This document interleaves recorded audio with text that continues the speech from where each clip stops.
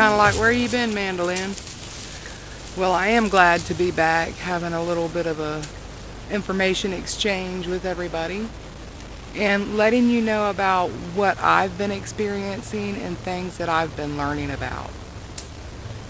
Now, you're going to see me cutting out a time or two because we've got the neighbors are outside. The kids are playing on the four-wheeler. Okay. I'm laughing at the two girls riding the four-wheeler. They don't know anybody's over here. I have been quite absent lately. Things have kind of been tough for a lot of people. I was getting things ready because I'm bound and determined not to be late on the new moon video that'll be coming out. The new moon's on the 22nd, so be looking for that to come. I ran across a post by Yolanda Marie again. She's turning out to really resonate strongly with me. I find that when she posts something, it correlates directly to something that I have been pondering or experiencing or communicating myself. So you probably will hear a lot about her in the future. I encourage you to go check her out. The message that she had was about holding your focus. And I had been pondering on all the distractions that have been here and there everywhere lately. With everything going on around us, there's lots of fear, there's lots of panic, and some of it's still pretty thick. And then there's confusion because there's so many conflicting statistics and information coming out. There's a lot of different views and opinions from both polarities. This period of time is also about polarities. And there's all of the anxiety and worry about, your health and your wealth. Can you make it financially? Are you going to get sick? Those things in themselves lower the immune system. The fear of forced vaccines is prevalent. Which either side you look at it is fear of getting the vaccine or fear of everybody not getting the vaccine. So that's prevalent. There's the fear of, are they going to be inserting tracking devices? Because now they say they've got to track everybody and find out who they came into contact with. Is this going to be something in the vaccines? Is it going to be forced? And then just the general fear and anxiety about, am I going to be able to survive? Am I going to be able to take care of my family? What's going to happen? So all of this is cycles. Okay, there are cycles that are coming to an end. Some are breaking free from this cycle of sickness and panic that's been out there. Others are not. Others are just dug in deep, entrenched. And the ones that are dug in, they don't even perceive escaping a cycle because they're not even really aware of a cycle. They're consumed by fear and anger and anxiety. So a big part of this too is the shift that's happening. There's so much out there. And like I said, it's been kind of rough lately. Even for me and my friends that I talk to, we're finding that we kind of back out because we get on each other's nerves just a little bit right now. I mean, imagine that. We know exactly what it is, so we back off.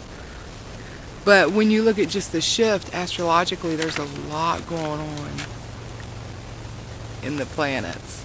There's pine cones falling out of the trees over there. So there's a bunch of planets that are going into retrograde. And to me, the way that I perceive retrograde, for the most part, is that this is a time to revisit and to re-examine and to be aware of some things. Sometimes it slows you down so that you process a little more care in your actions and your words and your thoughts. Venus is retrograde. She's going to be retrograde for 43 days.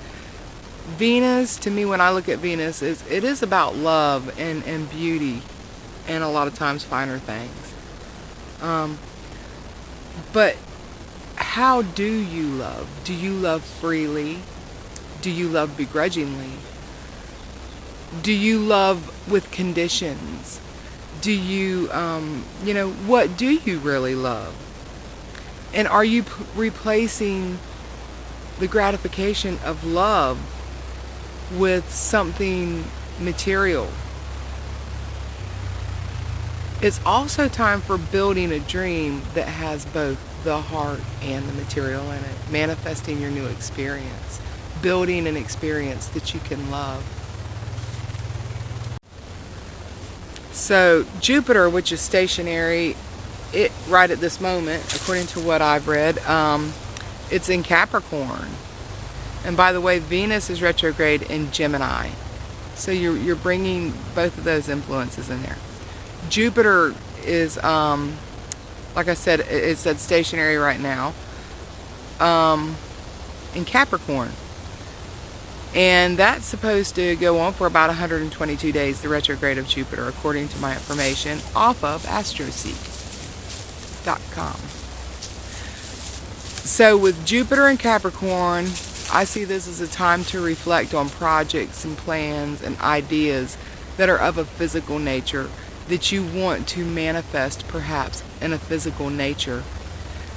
And also look for the balance between the financial and the spiritual or emotional. Establish that for yourself.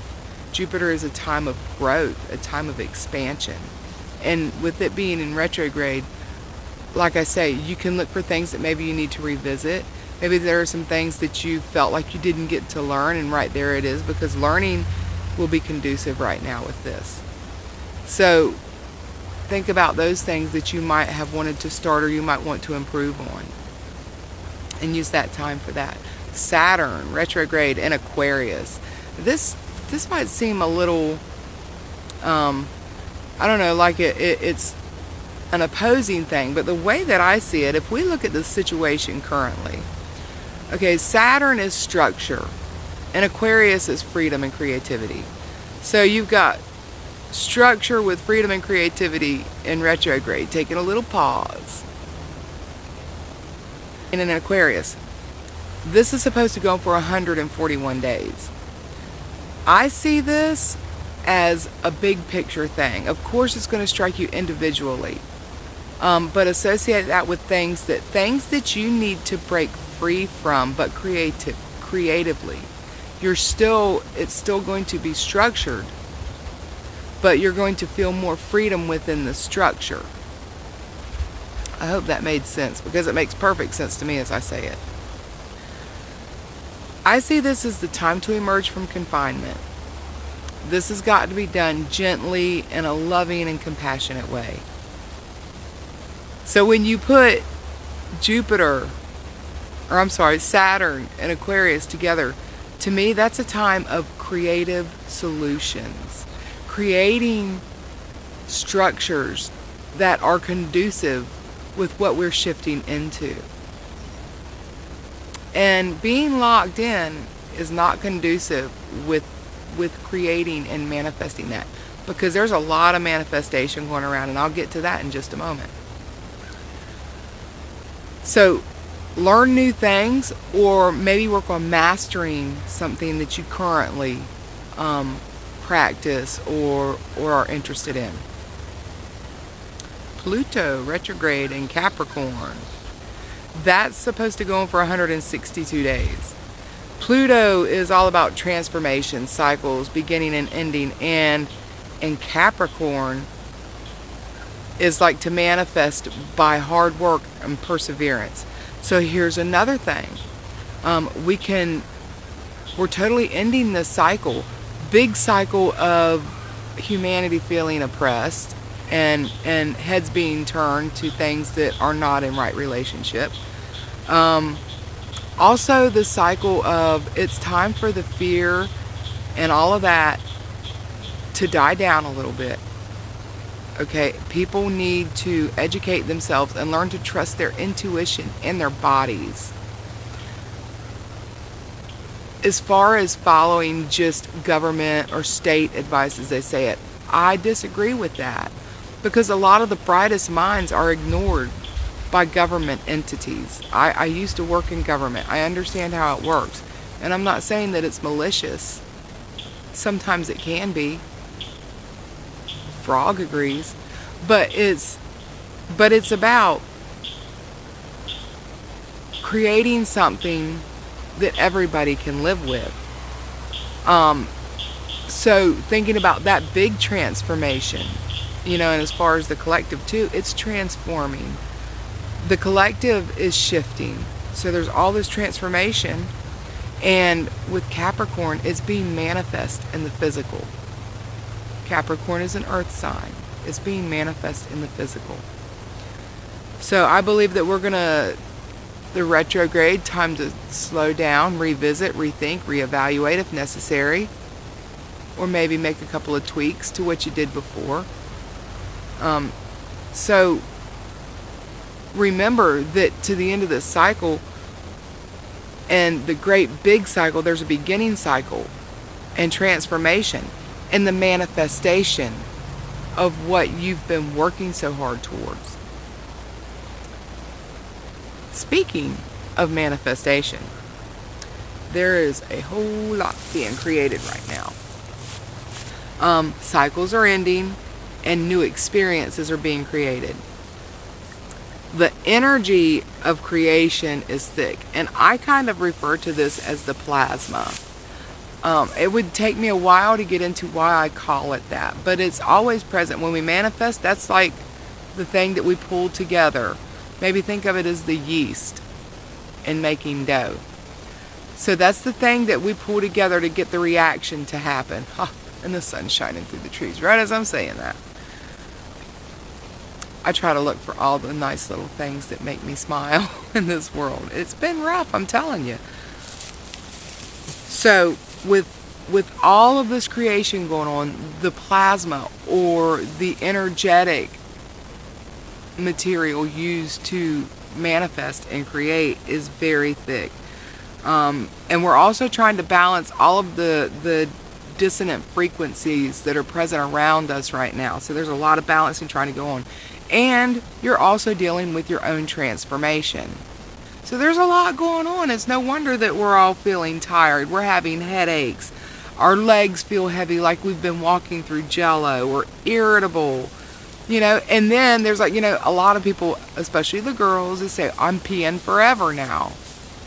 Or the runny nose and stuff. These are ways that your body, rids itself of energy that no longer serves you.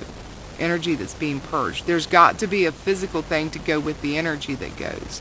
So bear that in mind too. If you're having digestive or like your nose, like allergy stuff, a lot of that, stop and try to recognize what you might be purging, because sometimes that helps to speed it along a little bit. Not always. Sometimes you're just meant to go through a certain discomfort as the end of the process, like, tying it up with a bow, which is when you feel better. You're tying the bow. So just remember those things, that you're going to be feeling that too, because this is a rough time. I mean, I'm surrounded by negativity, and sometimes I want to strike out. I get tired of being, giggled at and snickered at and told I don't know what I'm talking about. And it does get hurtful at times. But back to maintaining focus. I have to maintain my focus. I have to maintain my momentum. I have to maintain my manifestation so that it can manifest in the physical. And you always want to remember that, the manifestation is going to happen regardless. So put some love and some effort and some intention into it. And always with a pure heart and for the purpose of the greatest good. Because this is the thing. Because of the ending cycles and all of the new stuff going on, you are and will be manifesting your experience. If all you're concentrating on is fear and dread and panic and anger, then if you keep saying, this stuff's going to overrun us again, then guess what? In your experience, it will. But you don't get to force your experience on me, and you don't get to decide my experience. In my experience, we're finding out the truth about what this really was, and there's a lot of disclosure that's going on. So keep your ears open. What seems like a little thing is not a little thing. It's disclosure happening right in front of your eyes. That store it away, and there will come a time in the future, near future, where you'll say, I remember hearing about that. And then puzzle pieces start falling together. Form your own opinion. That's why I'm just bringing you, because I know it's crazy and I've been going through pure hell. Getting attacked for my beliefs. Dealing with people that are so terrified. And sometimes you just want to shake them and say, please wake up. I mean, it doesn't have to be like this. You're causing this. But really, this is the thing. They're scared. They cannot even perceive that that is an option. So what we have to do is we have to remember to treat them with compassion. But at the same time, as I had to do the other day, you have to stand your ground and state that this is who you are and how you are, and that this is your purpose and this will be your experience. And nobody is allowed to change that but you. And really important, state your sovereignty. I'm a sovereign being and nobody gets to decide that for me. But at the heart of everything, there's got to be love and pure intent. So, again, meditation definitely helps. I don't know if some of you are able to get out and about and visit each other right now, but if you've been under lockdown and you're able and you're comfortable doing it, I would suggest spending some time with a friend. Touching base online. You can definitely share this video. You can definitely like this video. And if you're not already, you can definitely subscribe to this video and this channel. I'm starting to get my legs about me and not worry so much about what other people think about what I put out there, because I only put out there what I feel to be the truth and what I feel to be beneficial. And my intent is to inform, not to inflame. If somebody gets upset about something I say, then that's something personal to them.